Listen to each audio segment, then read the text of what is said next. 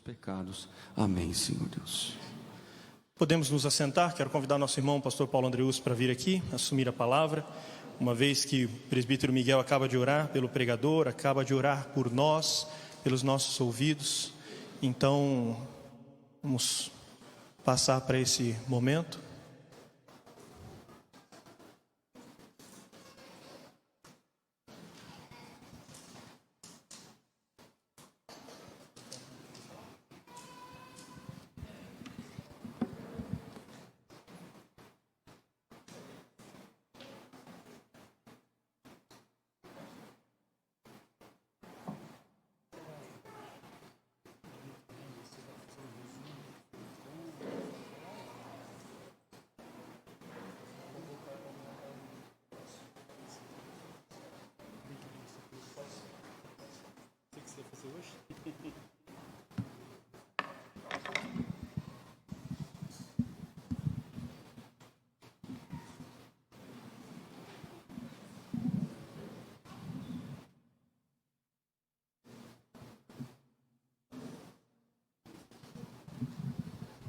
Muito bem, meus irmãos, graças a Deus por essa hora preciosa que o Senhor nos concede e por esse tempo de adoração, de louvor.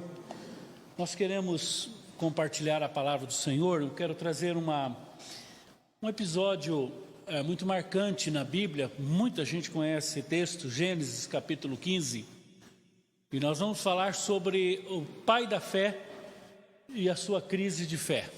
Como é que pode o pai da fé ter crise de fé?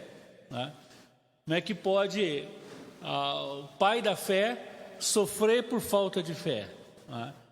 E nós vamos ver que todos nós somos passíveis de crises, de momentos difíceis, de momentos que a gente repensa algumas coisas, que a gente sofre. Isso faz parte da nossa história, isso faz parte do nosso currículo, da nossa escola de aprendizado. E grandes homens de Deus tiveram crises, A Bíblia mostra, não esconde nenhuma crise de nenhum homem de Deus. Eu fico pensando em Elias, Sujeito forte, líder, enfrenta os profetas de Baal e vence. Daqui a pouco uma mulherzinha lá ameaça ele e ele entra num pavor, tem uma síndrome de pânico, sofre, pede para morrer, e é curioso que ele vai orar para morrer e ele fala assim: Senhor, eu quero que o Senhor me mate, eu quero morrer. Estou usando a minha linguagem aqui. Aí Deus poderia perguntar: e por que você quer morrer? Ele falou: porque aquela mulher vai me matar, então antes dela me matar eu quero morrer. Eu estou com tanto medo de morrer que eu quero morrer. Você fala: meu Deus, não tem explicação, Ele fala: estou sozinho, não consigo enxergar nada, Você tem grandes homens de Deus que tiveram crises profundas na sua história, Pedro teve uma grande crise pessoal. Mas aqui no capítulo 15, nós vemos um homem que largou tudo, um homem que realmente viveu uma renúncia significativa na sua vida, e ele está aqui o que nós chamamos do já e o ainda não. Ele já saiu de onde ele estava, mas ainda não chegou onde ele queria chegar e onde Deus prometeu que ele chegaria. Então ele não consegue ser mais o que ele era, mas também não consegue ser o que ele quer e ele tem que ser. E há um vazio no seu coração, há um vazio literal no seu ninho, Sua esposa já não menstrua mais, ele já não tem mais idade e a promessa era de filho. E ele diz: não tem mais como. Eu olho para mim, um velho, olho para minha esposa, uma senhora de idade, não tem mais, de onde que vai sair filho aqui, Senhor? E ele diz assim: estou numa crise violenta. Ele abre o coração com Deus e Deus trata. Primeiro Deus permite que ele abra esse coração, Deus entende esse momento, acolhe, e Deus lhe dá uma palavra maravilhosa, que eu espero que essa palavra possa servir para a minha vida e para a sua vida nessa noite, de consolo, de fé e de esperança para as nossas lutas, para as nossas dificuldades. Abra sua Bíblia então em Gênesis capítulo 15, e nós vamos ler do primeiro versículo até o verso 6, do primeiro versículo ao verso 6. Depois desses acontecimentos, veio a palavra do Senhor a Abraão, numa visão, e disse: não temas, Abraão, eu sou o teu escudo, o teu galardão será sobremodo grande. Respondeu Abrão: Senhor Deus, que me haverás de dar, se continuo sem filhos, e o herdeiro de minha casa é o Damasceno Eliezer? Disse mais Abraão: a mim não me concedeste descendência, e um servo nascido da minha casa será o meu herdeiro. A isto respondeu logo o Senhor, dizendo: não será esse o teu herdeiro, mas aquele que será gerado de ti, o teu herdeiro. Então o conduziu para fora e lhe disse: olha para os céus, conta as estrelas, se é que podes. E lhe disse: será assim a tua posteridade. E ele creu no Senhor, e isso lhe foi imputado para justiça. Isso foi imputado para justiça. Um homem que creu na palavra do Senhor. Vamos orar mais uma vez. Senhor, nós sabemos que a nossa vida é uma vida de fé. Nós sabemos, Senhor, que nós enxergamos e vemos muito pouco daquilo que o Senhor vai fazer ainda na nossa vida. E é muito comum, Senhor, nós sermos tomados como Abraão de medo, de insegurança, de lutas, de dificuldades, de desânimo da nossa fé, desânimo da nossa caminhada, Senhor. E o Senhor não nos condena pelas nossas crises, ao contrário, o Senhor nos acolhe, o Senhor nos abraça e o Senhor nos consola e nos dá uma direção no meio da crise. Por isso eu quero te agradecer, Senhor, por essa palavra e pedir que o Senhor fale ao coração de cada um dos meus irmãos, no nome de Jesus. Amém e amém.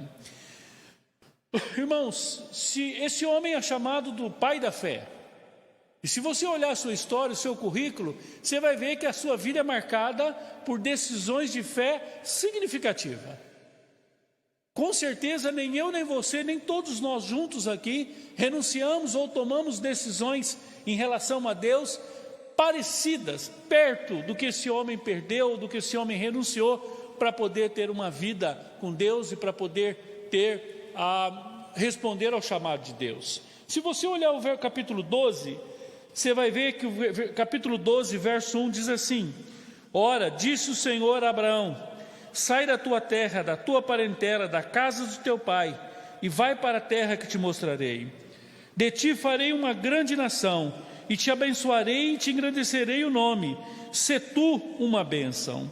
Abençoarei os que te abençoarem, e amaldiçoarei os que te amaldiçoarem.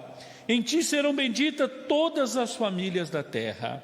O verso 4 diz: partiu, pois, Abrão, como lhe ordenara o Senhor. Partiu, pois, Abraão, como lhe ordenara o Senhor. Curiosamente, ele tinha 75 anos nesse chamado de Deus. Se você não tem 75 anos de idade ainda, talvez Deus vai fazer muita coisa ainda na sua vida que você não faz nem ideia, né? Quem sabe Abraão, na tua idade, nem sonhava de passar por essa experiência aqui. Irmãos, esse homem, ele morava numa cidade fortificada, numa cidade cercada, chamada Ur dos Caldeus. Ur dos Caldeus era uma das cidades mais prósperas dessa época, mais segura, rica.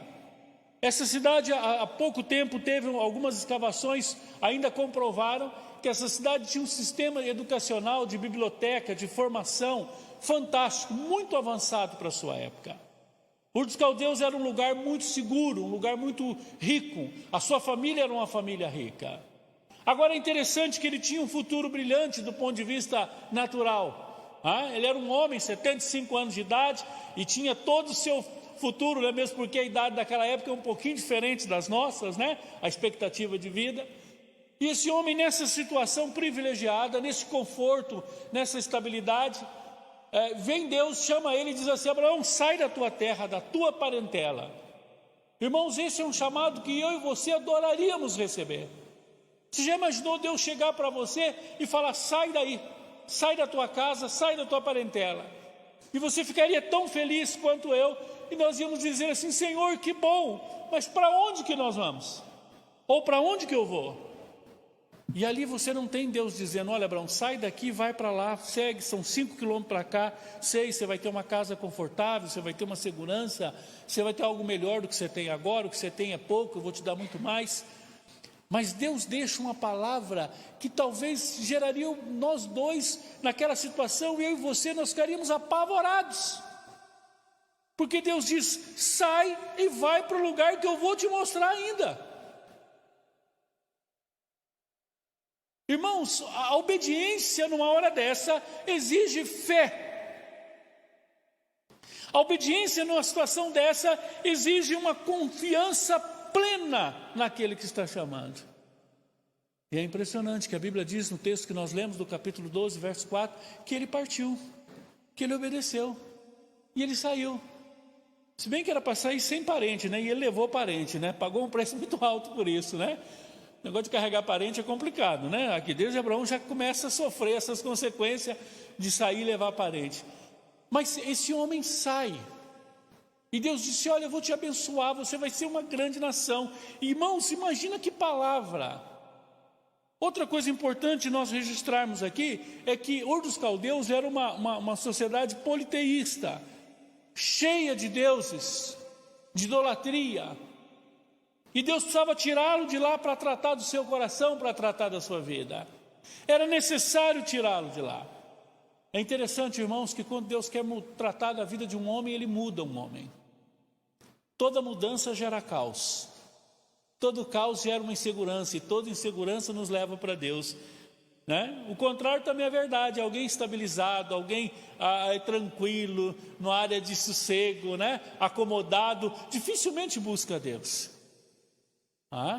Dificilmente você busca Deus nessa situação. E esse homem então sai da tua terra, sai da tua parentela e começa uma jornada enorme, fantástica.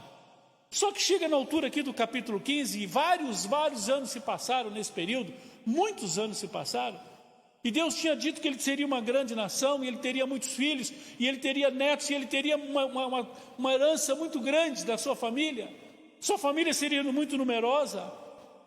Agora, quando Deus fala, irmãos, nós cremos, mas o Deus Cronos, né, usando a cultura grega, aí, ele tem um poder destruidor das nossas resistências. Porque o tempo vai passando e nada. E ele olha para sua esposa e olha e fala: cadê o nosso filho? E é interessante que quando a gente não consegue esperar em Deus, nós criamos os filhos da pressa, os filhos da ansiedade.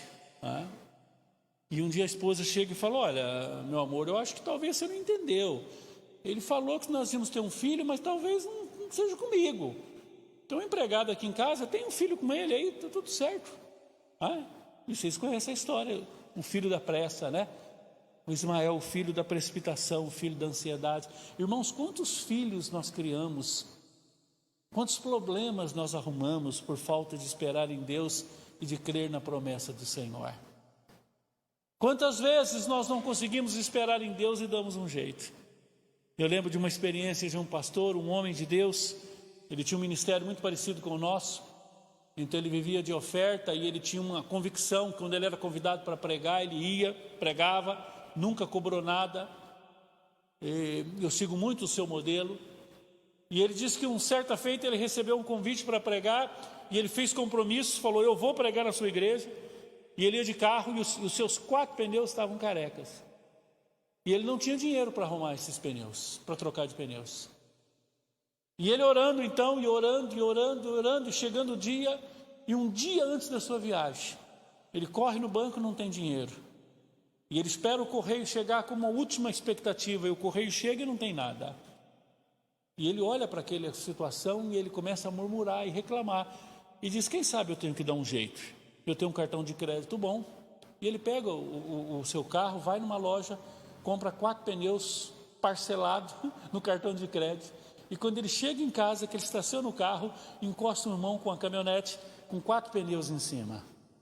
E esse irmão diz assim: pastor, eu vim trazer 4 pneus, Deus já falou comigo vários dias para trazer, e eu estou enrolando e eu não consigo obedecer, e só hoje que eu consegui trazer, estou com 4 pneus aqui. E ele começou a chorar e disse: agora eu estou com 8 pneus, uma dívida e uma vergonha que eu não sei onde eu ponho minha cara. Filhos da pressa. Quantas coisas nós fazemos por não esperarmos em Deus? Quantas decisões erradas nós tomamos, precipitadas, por não esperar mais um pouquinho. Eu lembro de Saul. Saul esperou 7 dias, Samuel e Miquimás, e Samuel não vem, e quando ele termina o sacrifício, quem vem? Era só mais um pouquinho. E aqui Abraão está tendo essa crise, essa mulher tem essa crise. Mas aqui nesse capítulo 15 que nós estamos meditando, Abraão abre o seu coração para Deus e ele diz: Senhor, não está acontecendo nada. Ele tem coragem de ser sincero com Deus e dizer: Senhor, eu não consigo ver as coisas. Eu olho para mim, eu olho para minha esposa, eu olho para a minha realidade física, eu olho para a realidade física da minha esposa. Naturalmente falando, Senhor, acabou, não deu, eu entendi errado. Por acaso vai ser um empregado meu? Porque naquela época, quando um casal não tinha filhos, não poderia ter filhos, o seu empregado, o seu criado mais de confiança é que ganhava toda a herança, né? E ele diz: será que é ele que vai ter essa herança? Porque eu não tenho filho. Irmãos, às vezes nós olhamos para a nossa história, nós olhamos para as situações da nossa vida e nós não conseguimos ver nada. E é impressionante que quando nós entramos nesse processo de olhar para a gente mesmo e olhar para os nossos problemas, a gente começa a achar que não é só alguma coisa que está errado, a gente começa a achar que está tudo errado. E aí não é mais só uma questão de filho, e aí não é só mais uma questão de história, e aí não é só mais uma questão de fé. A gente não consegue ver nada de bom. É mais ou menos como aquela pessoa que chega para a gente e diz: pastor, está tudo ruim, está tudo ruim. Você diz: mas seu rim funcionou hoje? Ele falou: eu nem lembrei que eu tinha rim hoje. Eu falei: então não está tudo ruim. Converse com alguém que tem que fazer hemodiálise, só para você ver se não é bom você ter um rim que funciona bem. Mas nessa crise, irmãos, eu quero tirar a primeira grande lição para a nossa vida nesse texto, é que Abraão vai buscar a Deus, ele vai falar com Deus, ele abre o seu coração para o Senhor. Irmãos, como Deus se agrada de uma oração sincera. Não existe oração certa nem oração errada, existe oração sincera e oração falsa. Não adianta você falar: Senhor, meu grande Deus, eu te amo, estou super contente com o Senhor.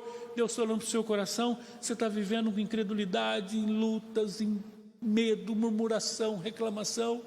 Irmãos, a oração correta é a oração sincera. E Abraão tem coragem de olhar para Deus e dizer: Senhor, eu não estou vendo nada. Eu não vejo nada, eu não vejo possibilidade. Tem hora que nós precisamos ser sinceros com Deus. Há momentos da nossa vida, irmãos, que nós precisamos entrar no nosso quarto, fechar nossa porta, dobrar o nosso joelho, abrir o nosso coração com Deus e dizer: Senhor, eu não vejo nada, eu não consigo, não está dando certo, Senhor. Eu preciso da tua direção, eu preciso que o Senhor me mostre alguma coisa. E eu fico encantado com a didática de Deus aqui. Segundo o texto, parece ser noite. Evidentemente, porque ele chama Abraão, ele diz: vem, Abraão, vem cá, sai para fora, faça 2 coisas, saia para fora e olhe para cima. Eu fico imaginando ele perplexo, né? Deus, eu estou conversando com o Senhor aqui, o Senhor me chama para ir lá para fora e olhar para cima. Você, vem cá, sai para fora, olha para cima, o que você está vendo? E eu fico imaginando, né, irmãos, quando a gente está na roça, que não tem a luz elétrica, em uma noite estrelada, né? Você começa a olhar e a sensação que a gente tem é que começa a multiplicar, né? Você consegue ver 1, 10, 1000, 2000, 1 milhão, 3 milhões. Aí não tem mais como você contar as estrelas. E ele diz: está vendo a quantidade de estrelas? Será assim a tua posteridade. É a tua posteridade. Eu vou fazer um milagre na tua vida. Irmãos, essa didática de Deus foi tão perfeita, porque Ele consegue tirar os olhos dele mesmo, olhar para o Senhor, olhar para o céu e ver de onde virá o seu socorro. E a grande dica desse texto aqui, irmãos, que às vezes nós precisamos tirar os olhos de nós mesmos, tirar os olhos dos nossos problemas, das nossas crises, olhar para cima, olhar para o Senhor. Palavra para o meu coração, para o seu coração nessa noite é: sai para fora. Saia da situação que você está.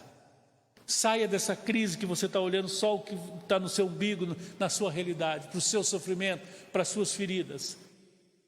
A gente percebe aqui na linguagem carregada aqui de Abraão, de uma autopiedade, de uma autocomiseração, de alguém que está dizendo: Senhor, cadê o que o Senhor ia fazer? O Senhor não fez. Eu larguei tudo. Abandonei uma cidade próspera, segura, cercada, murada, fortaleza, dinheiro, prosperidade, e nada está acontecendo na minha vida. E Deus diz: tira os olhos de você mesmo e olha para cima. Irmãos, a nossa caminhada é uma caminhada de fé. Nós não caminhamos olhando para os nossos problemas e para a nossa circunstância. Nós caminhamos olhando para o Senhor da glória e esperando no nosso Deus. Essa é a grande verdade desse texto para a minha vida e para a sua. A nossa caminhada não é olhando para cá, não é olhando para o nosso próprio umbigo, para os nossos problemas. Deus conhece os nossos problemas. Claro que a gente tem que apresentá-los diante do Senhor. A Bíblia ensina a fazer isso. Mas quem sabe nessa noite eu e você precisamos sair para fora. Quem sabe eu e você precisamos tirar os olhos de nós mesmos e olharmos para o Senhor. Contar as estrelas. Eu não sei, as bênçãos são mais ou menos como as estrelas, né? Se eu abrisse esse microfone e dissesse: olha, cada um vem aqui e começa a contar uma bênção. Quem sabe você entrou por aquela porta hoje reclamando, murmurando, chateado, descontente, inquieto, insatisfeito. Você está centrado, focado num problema, numa crise. E é mais ou menos como as estrelas, você começa a contar as bênçãos. Não, graças a Deus tenho saúde, tenho uma família. Vocês viram as orações?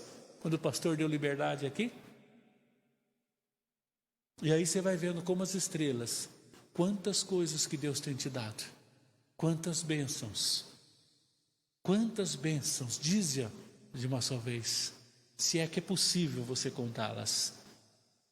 Você vai ficar surpreso quanto Deus já fez. Abraão foi chamado para olhar para fora, olhar para as estrelas e dizer: olha o que Deus vai fazer na sua vida.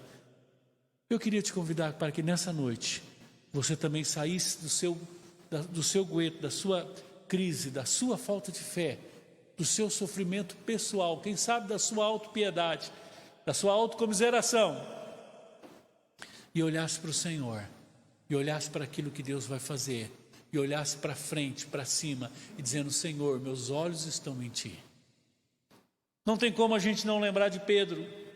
Para ele andar sobre as águas, ele tinha que olhar para o Senhor, não podia olhar para a circunstância. A hora que ele olhou para a circunstância, ele afundou. Irmãos, é assim a nossa vida, nós caminhamos por fé, nós caminhamos olhando para Jesus, o autor e consumador da nossa fé. Nós caminhamos olhando para cima, olhando para aquilo que Deus vai fazer na nossa vida ainda. Fé é convicção de coisas que não existem ainda. O que existe não precisa de fé. Você não precisa de fé para crer nessa cadeira, essa cadeira está aqui. Mas você precisa de fé para crer naquilo que ainda você não alcançou. Em Cristo Jesus, irmãos, Deus tem muitas bênçãos para nos dar. Tudo que Deus tem para nos dar está em Cristo. Quem sabe você não tem experimentado tudo da sua vida cristã. Você tem vivido uma vida cristã medíocre, pobre. E você olha para o mundo, você olha para onde você saiu, o que você renunciou, olha para a tua realidade e se diz: é muito pouco. Se sente uma fé estéril, né? Uma fé sem frutos, sem filhos. E hoje o Senhor te convida: olha para cima, olha para o Senhor, caminhe olhando para o Senhor. Curve a sua cabeça, vamos orar.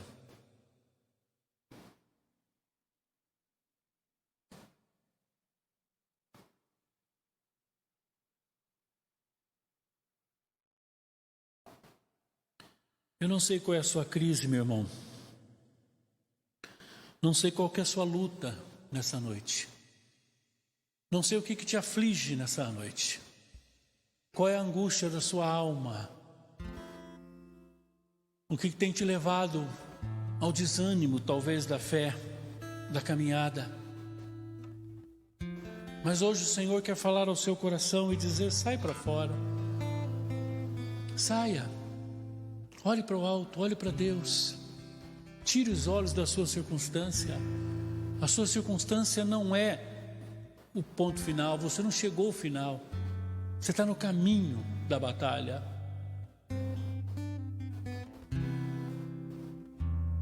Eu quero orar com você.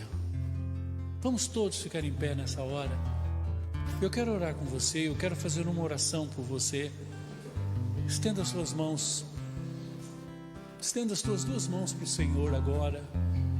E diga: Senhor, eu quero, como Abraão, caminhar olhando para o Senhor.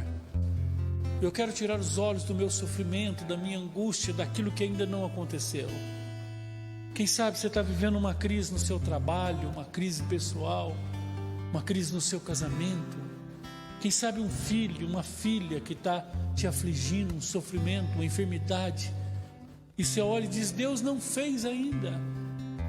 Deus está demorando, Deus está atrasado. E o Senhor te convida hoje: olha para cima, olhe para o Senhor. Fale para o Senhor o seu problema agora, conte para Ele. Vamos todos orar juntos. Pode orar em voz baixa, voz alta, a maneira que você quiser, mas ore agora. Diga para o Senhor o que você quer, o que você precisa, qual que é a aflição da sua alma.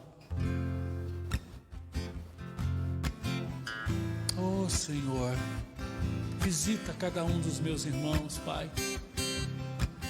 Senhor, que como Abraão, Senhor, nós possamos hoje olhar para Ti, Senhor. Tirar os olhos das nossas crises, Senhor. Olhar para cima, para os céus, olhar as estrelas. E se a gente pudesse contar, são as bênçãos que o Senhor tem para nós em Cristo Jesus. Visita o Teu povo agora, Senhor. Fala ao coração. Pai, onde há desânimo, Senhor, tira o desânimo e deposita fé, Senhor. Esperança, alegria de ter essa caminhada, Pai. Faça essa obra, Senhor, na vida dos meus irmãos. E nós vamos Te glorificar por isso, no nome de Jesus. Amém, amém e amém. Louvado seja o nome do Senhor.